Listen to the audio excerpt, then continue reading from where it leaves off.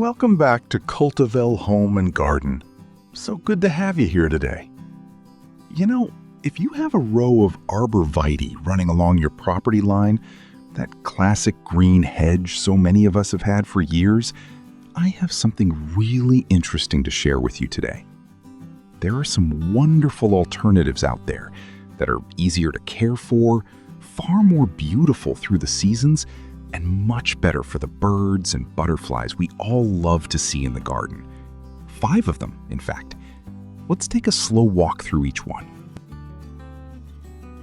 Thuja occidentalis, Eastern arborvitae, has been the go-to hedge plant in American gardens for as long as most of us can remember, and it's easy to understand why. It grows quickly, stays green all year, and gives you that solid privacy screen right away. But here's something that might surprise you. A Thuja hedge is what garden experts call a green desert.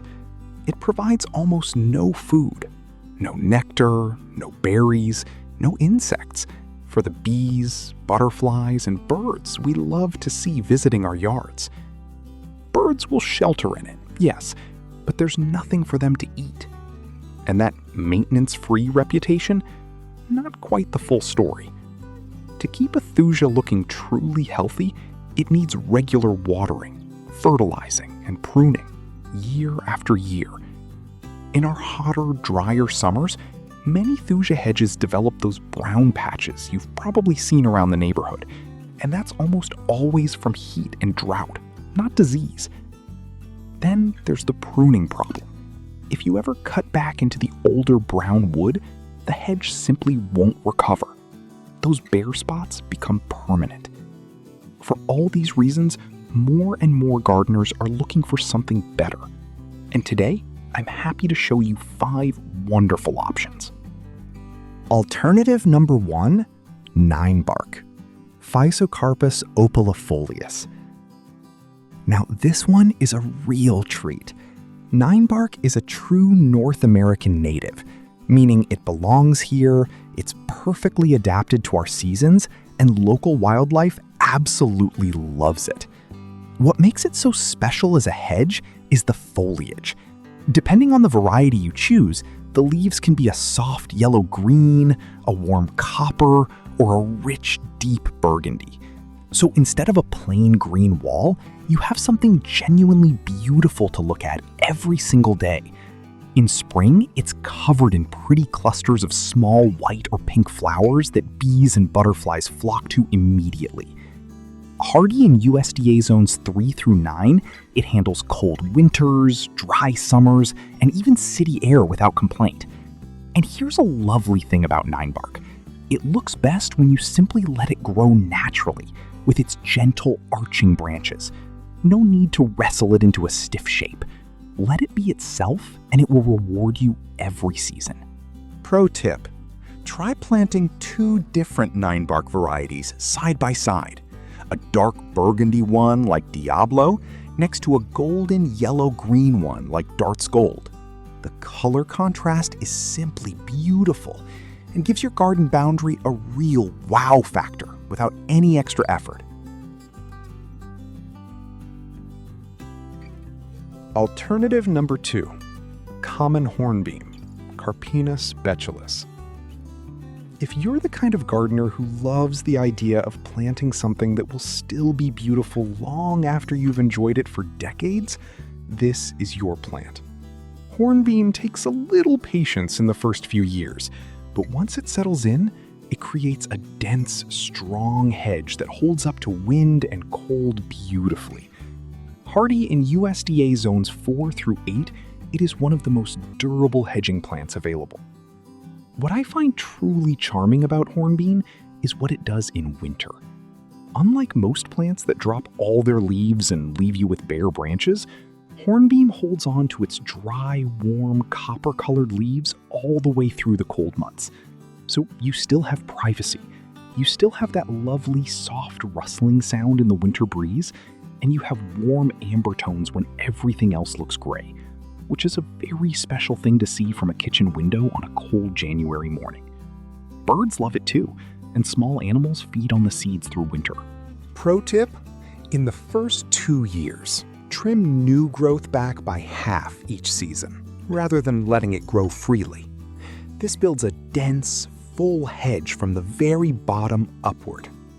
It's a small effort early on that makes a very big difference in how the hedge looks for the rest of its life. Alternative number 3, cherry laurel, Prunus laurocerasus. Now, if you truly love that rich, full green look every single month of the year, and you don't want to compromise on that, cherry laurel might be just what you're looking for. The leaves are large, shiny, and a deep, lush green that genuinely looks beautiful all year round. It grows quickly, handles shade very well, and gives you that complete privacy screen in every season. Hardy in USDA zones 6 through 9. There are 2 things I always like to mention when it comes to cherry laurel. First, it doesn't like to be in a spot that gets harsh, cold winds, especially from the north or east. Those bitter winter winds can brown the leaves quite badly, so choose a more sheltered spot for this one. Second, and this is important, in some parts of the eastern and southeastern United States, cherry laurel has spread into local woodlands and is considered invasive. Before planting it, please take a quick moment to check whether it's on your state's invasive plants list. If it's fine in your area, it's a wonderful choice. If not, the other 4 alternatives on this list are just as lovely. Pro tip: when it comes time to trim cherry laurel, use hand pruners rather than electric hedge trimmers. The big leaves get cut right through by power tools and leave ragged brown edges all over the hedge, which looks quite untidy.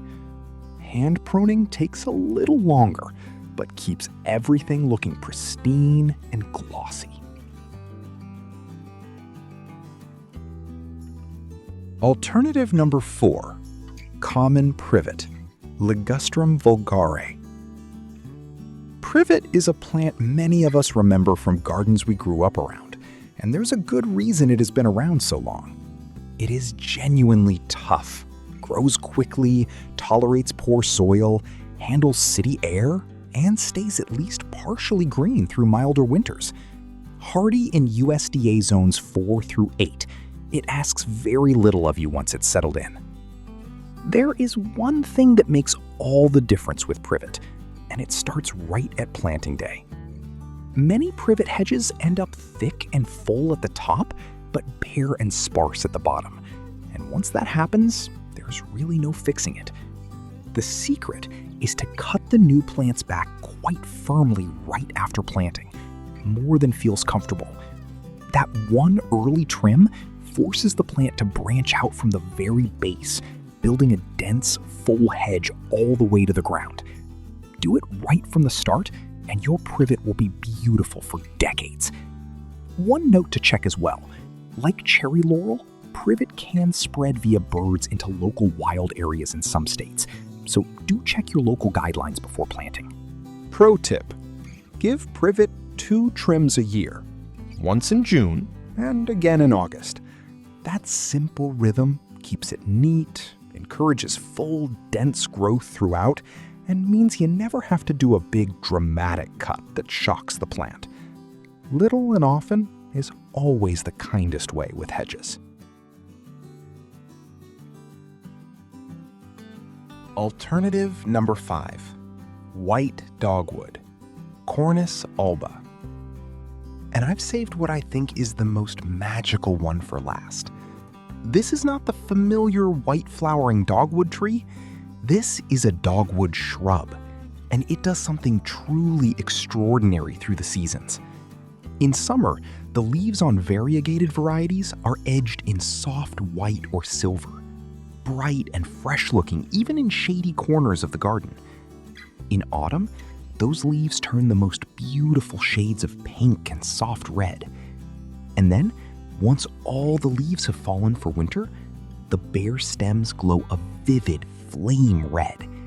Against a fresh snowfall or a gray winter sky, those red branches are one of the most breathtaking sights you can have right outside your window.